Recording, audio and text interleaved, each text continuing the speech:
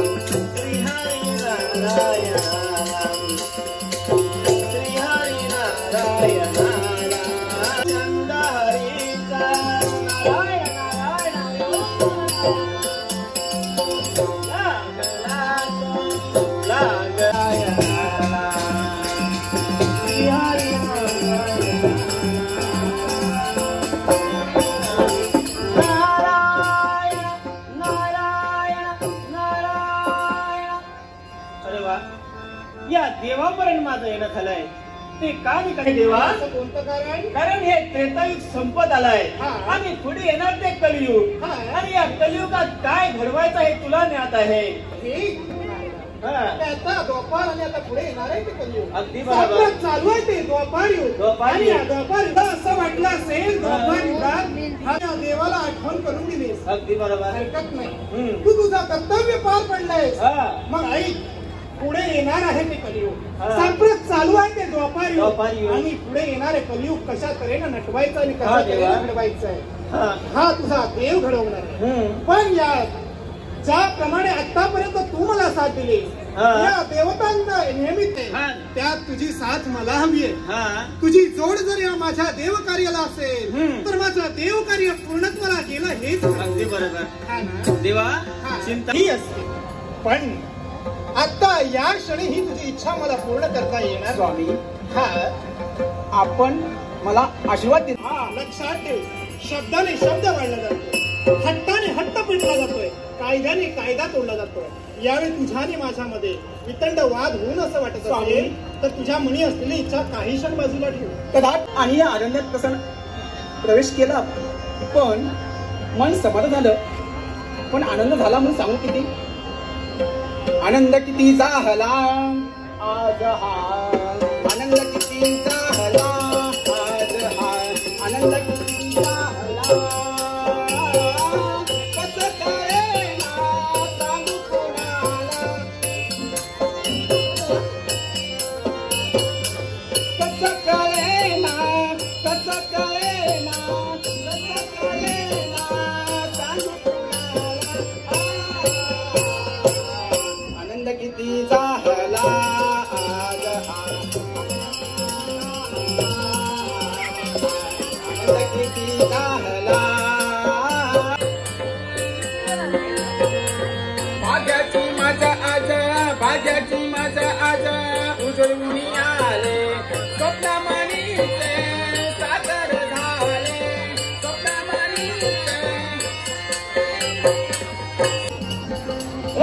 सुंदर आहे हे नाचवणारं फूल असं वाटू लागलं गुलाबाचं फूल. तुला कळतं काय बोलतोय मी? तुझ्या देवाला सोडण्या काय बोलतोय मी? काय काय काय बोलतोय? तुझ्या देवाला सोडण्या तू आवडलीस मला. तुम्ही काय सोड माझा माझा सोड. तुला मुलं होती? अरे माझे लग्न झालं आहे. हे काय मला समजत नाही. माझ्या सौभाग्याने कृष्ण आहे. तरी अशी अशी दूर नको जाऊ ग. अगं तुला पाहिलं आणि काय झालं ते झालं माझं. अशी दूर नको दूर नको जाऊ साजना वेड लागे माझ्या मना.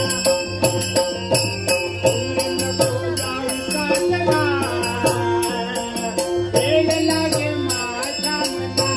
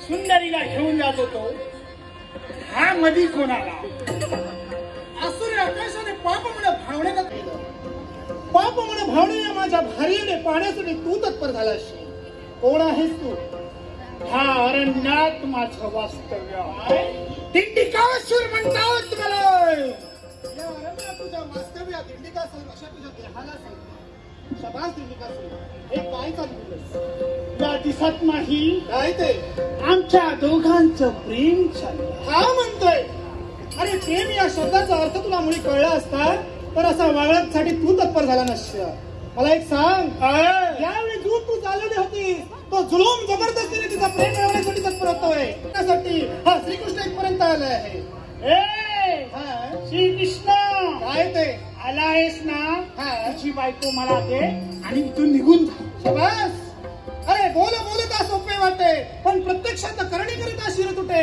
यावेळी बोलताना जरी बोलून गेला असशील पण गता कळाची आवृत्ती तुला द्यावी लागेल एवढं मात्र लक्षात ठेव हे कृष्णा आल्या पावरी चालता हो हट्टाला पेटलाला हा दिंडिकासूर काय करता येता सांगता येत नाही अरे षष्टाम प्रतिष्ठाम यावेळी तुझा आणि माझा दंबाचं जर युद्ध झालं असेल तर यावेळी हा कृष्ण तुला आवाज होतोय हे कृष्ण जीवनाचे सार घ्यावे जाणून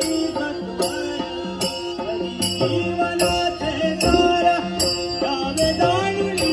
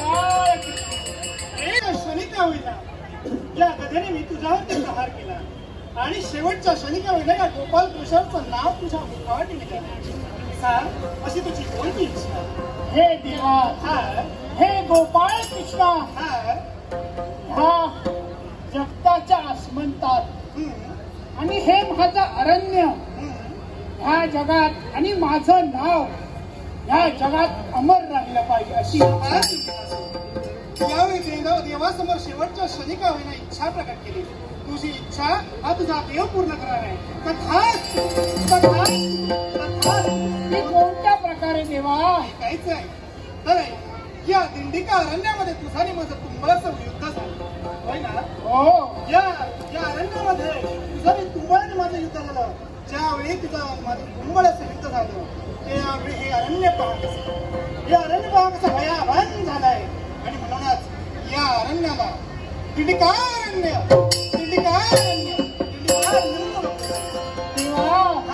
आणि माझी दुसरी कथेने तुम्हाला तयार केला आहे. ही कथा पुण्यात राहिली पाहिजे अशी माझी इच्छा. ही जी माझी कथा आहे ती या दिंडिकारण्यात अधांतरी राहील. तेव्हा माझी तिसरी इच्छा अशी कोणती? ही माता माझी रुक्मिणी, ह्या मातेकडे मी वक्र दृष्टीनं पाहिलं.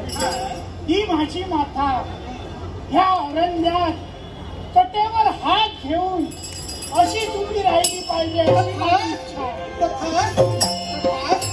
या दिंडिकारण्यात माझ्या भार्येनं अर्थात रुक्मिणीनं आपल्या कटेवरती हात घेऊन उभं राहावं अशी तुझी इच्छा आहे. तुझी इच्छा हा देव पूर्ण करावा. तुझा परमात्माची वेळ आली आहे. जय गोपाळ कृष्ण, जय गोपाळ कृष्ण.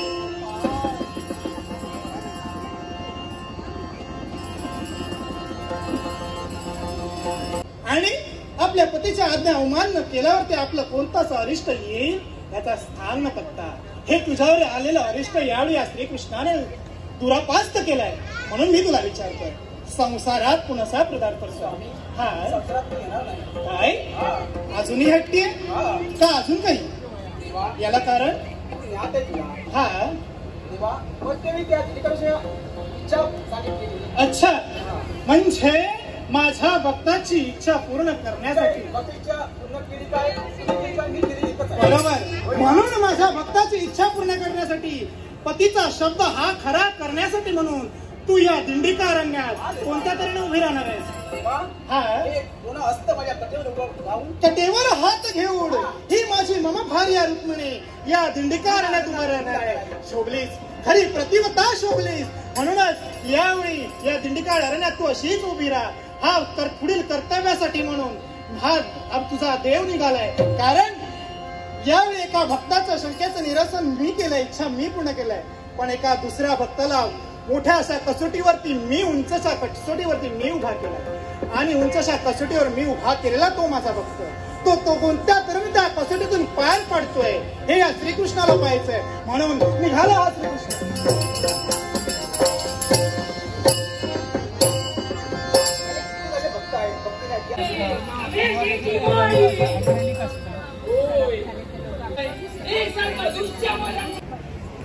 माता सत्यवती आणि वडील जानुदेव यांच्या कुसवा धन्य करण्यासाठी आम्ही जन्माला आलो.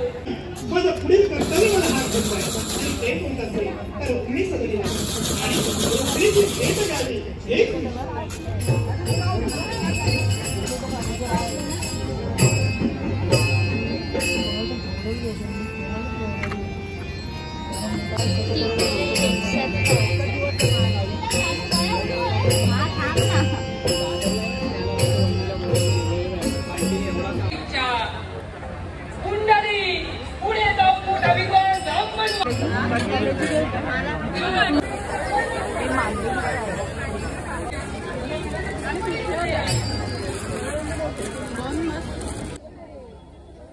तर मित्रांनो, पारंपरिक खाद्य, नृत्यकला आणि हा अप्रतिम पॅकेज म्हणजे कोकण जत्रा 2025 नक्की तुम्हाला आवडेल. तर विजिट करा आणि आमचे व्हिडिओ बघत रहा. थँक्स फॉर वॉचिंग आणि till next time, take care.